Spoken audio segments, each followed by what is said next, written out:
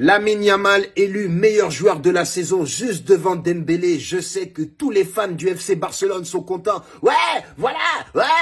Vous croyez quoi, que vous avez gagné la Ligue des Champions? Vous pouvez tout prendre si vous voulez. En tout cas, le Ballon d'Or, on sait à qui il va revenir. Il n'y a pas de problème. Ça va aller dans les poches de Dembélé tranquillement.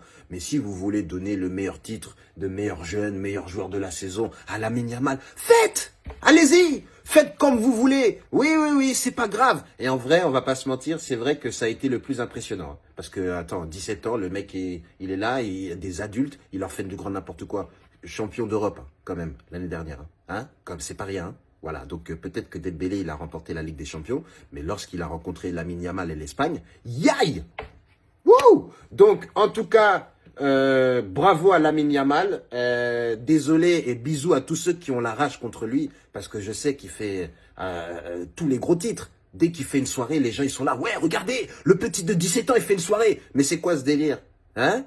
Un petit comme ça qui est fort au football, vous le suivez comme du grand n'importe quoi?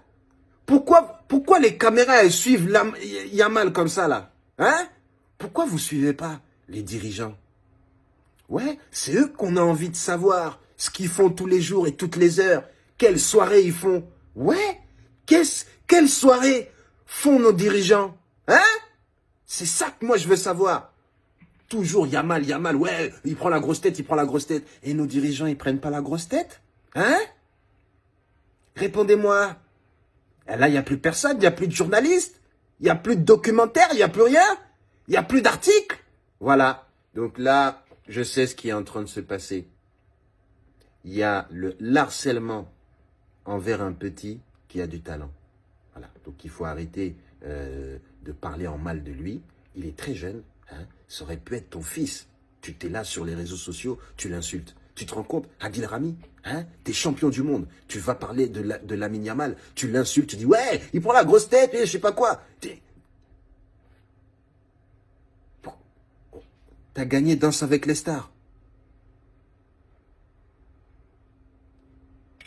C'est officiel, Kylian Mbappé va porter le numéro 10 au Real Madrid. Et là, je sais, il y a beaucoup de gens qui ne comprennent pas ce qui se passe avec le Real Madrid. Il y a des gens qui disent, mais attends, pourquoi il ne garde pas le numéro 9? On ne comprend pas. Il veut remplacer Modric? Il est attaquant? Il est quoi? On ne comprend plus. Kylian Mbappé vient une nouvelle fois d'asseoir son autorité et son influence. On ne va pas se mentir, c'est pas n'importe quel joueur. Hein? Vous êtes là, vous dites que ouais, il arrive, il va tout gâcher. Regardez, Vinicius va partir, Rodrigo va partir. Tout ça, c'est à cause de Mbappé. Et alors?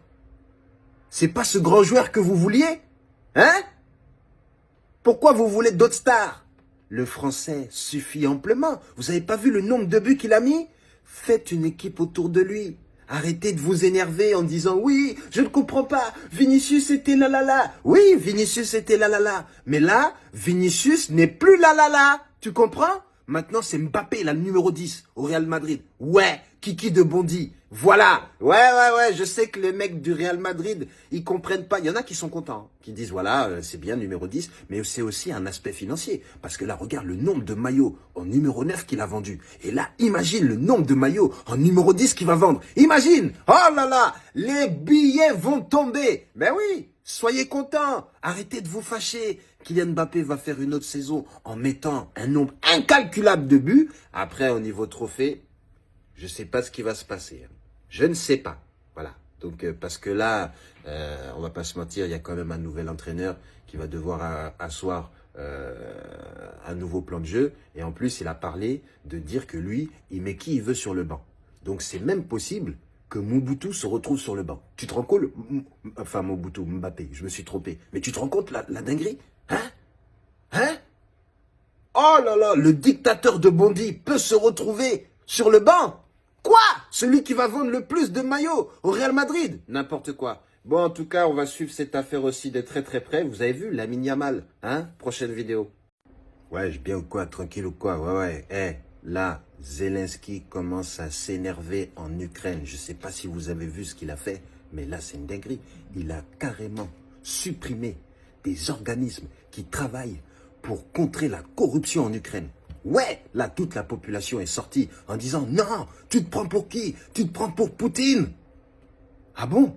Donc Zelensky, selon la population de l'Ukraine, se prendrait pour Poutine. Ça veut dire que Zelensky, il va dans la forêt, il voit les ours. Bon, vu que c'est pas Poutine, il commence à courir. Mais là, c'est du grand n'importe quoi. Qu'est-ce que Zelensky cherche à faire? Hein? Et en plus de cela, il a commencé à placer tous ses amis au gouvernement. Oh, Zelensky le bandit! Donc là, en tout cas, il y a des négociations qui vont se faire entre Zelensky et Poupou. Nous allons voir ce qui va se passer. Donc là, apparemment, Zelensky, il a les mains prises. Hein. Oh là là, il ne peut plus rien faire. Et là, il s'est dit, bon, on enlève toute la corruption et on vole tout ce qu'on peut avant qu'on puisse faire signer les trucs de paix et tout. Ça y est, on a perdu, mais là, je vais prendre tout l'argent possible. C'est peut-être ça qui est en train de se passer. On ne sait pas. Mais en tout cas, la guerre entre l'Ukraine et la Russie commence à voir peut-être la fin. C'est peut-être ça qu'on est en train d'assister, mesdames et messieurs. Vous vous rendez compte? 3 ans de bombardement incessant. Oh là là! Il n'y a plus rien en Ukraine. Plus rien. C'est fini. Mais là, c'est maintenant qu'il veut négocier. C'est absolument incroyable. Dans tous les cas, nous allons suivre cette affaire de manière assidue. Et vous allez continuer à avoir des petits débriefings sur le sujet. Mais en tout cas, ce que je vois, c'est que là, l'Ukraine est acculée. Ouais. L'Ukraine est complètement bloquée. Et là, Poutine, il dit, bon, bah, si vous voulez parler, attendez, je vous bombarde quand même un petit peu. Il envoie quelques bombes. Hein.